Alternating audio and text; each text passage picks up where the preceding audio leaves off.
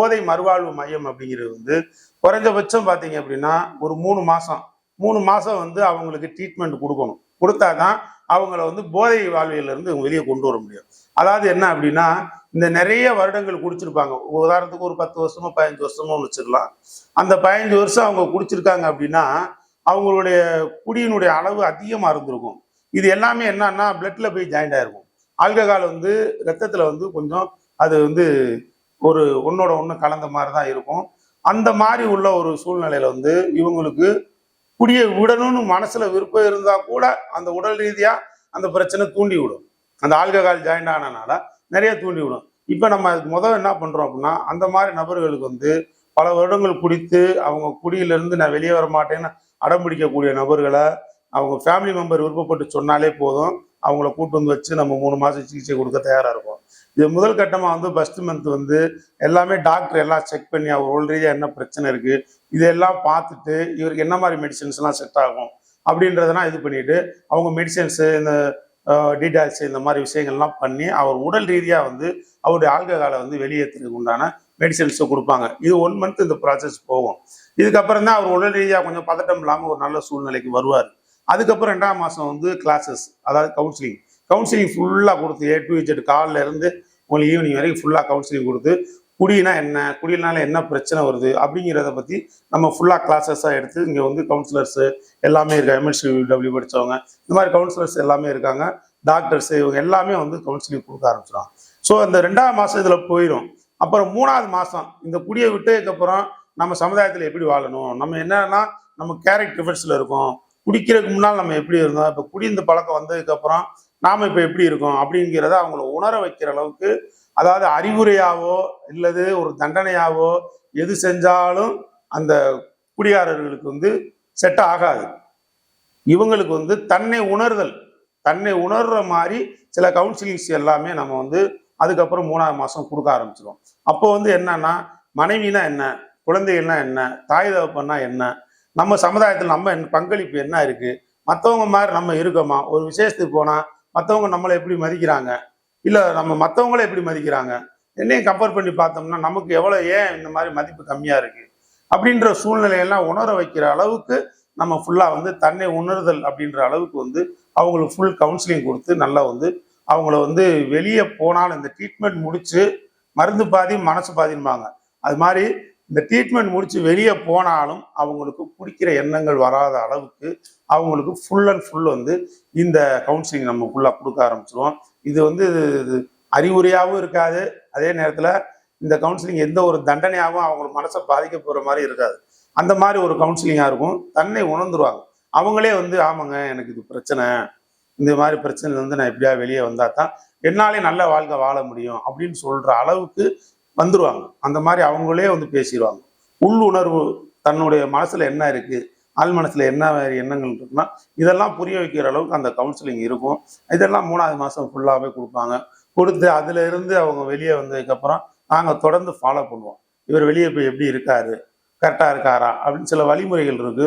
அந்த வழிமுறைகளை நாங்கள் சொல்லி அனுப்புவோம். அதை கரெக்டாக ஃபாலோ பண்ணுறாங்களான்னு நாங்கள் தொடர்ந்து வாட்ச் பண்ணுவோம். அதே மாதிரி அவங்க ஃபேமிலி மெம்பர்ஸு இதுக்கெல்லாம் எங்களுக்கு ஓரளவு சப்போர்ட் கொடுக்கணும். நாங்கள் கான்டாக்ட் பண்ணும்போது கரெக்டாக ஃபோன் எடுத்து பேசி இப்போ எப்படி இருக்காரு, என்ன செய்கிறாரு அப்படின்ற அந்த விவரத்தை சொன்னாலே எங்களுக்கு போதும். குறைஞ்சபட்சம் நாங்கள் 1 வருஷம் அவங்கள வந்து விடாமல் ஒரு 15 நாளைக்கு ஒருக்கா 10 நாளைக்கு ஒருக்கா ஃபாலோ பண்ணிகிட்டே இருப்போம்.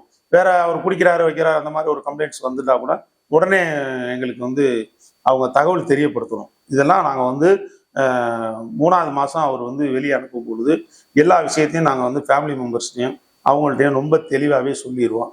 அதாவது இந்த ட்ரீட்மெண்ட் அப்படிங்கிறது வந்து எந்த அளவுக்கு இருக்கும் அப்படின்னா, அவங்கள வந்து இந்த கொண்டு வந்து சேர்க்கும் பொழுது எப்படி இருந்தாங்க அப்படின்றத நீங்கள் கண்கூடா பார்க்கலாம். அதே நேரத்தில் இங்கேருந்து வெளியே போகும்போது எப்படி இருக்காங்க அப்படின்றதையும் நீங்கள் கண்கூடா பார்க்கலாம். வெளியே போய் ஒரு 3 மாதம் கழிச்சு எப்படி இருக்காங்க, அவங்க பேச்சு அவங்க நடவடிக்கைகள் இதெல்லாம் எப்படி இருக்குன்னு நீங்கள் கண்கூடா பார்க்க முடியும். அந்த அளவுக்கு எல்லாத்துலேயுமே நமக்கு வந்து மாற்றம் கொடுக்கக்கூடிய அளவுக்கு இந்த ட்ரீட்மெண்ட்ஸ் இருக்கும்.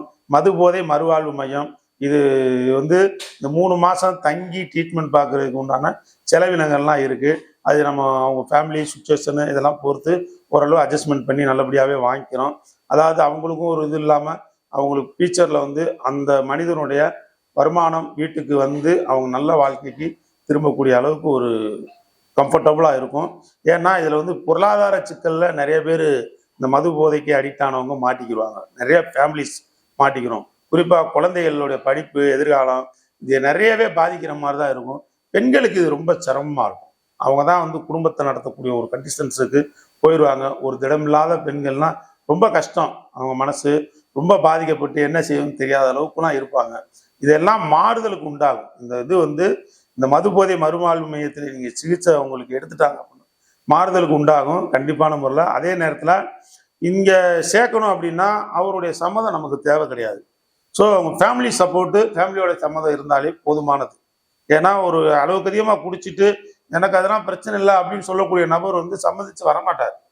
அந்த மாதிரி கண்டிஷன்ஸ்லாம் இருப்பாங்க. அதனால அவங்க சம்மதம் தேவையில்லை. அவர் இந்த சரௌண்டிங்கில் எந்த ஊரில் இருந்தாலும் இந்த இடத்துல இருக்காங்க, இவங்களை கூப்பிட்டு வச்சு நீங்கள் ட்ரீட்மெண்ட் கொடுங்க அப்படின்னு அவங்க ஃபேமிலி ஒப்புதல் பண்ணிட்டு எல்லாமே பண்ணி கொடுத்துட்டாங்கன்னா போதும்.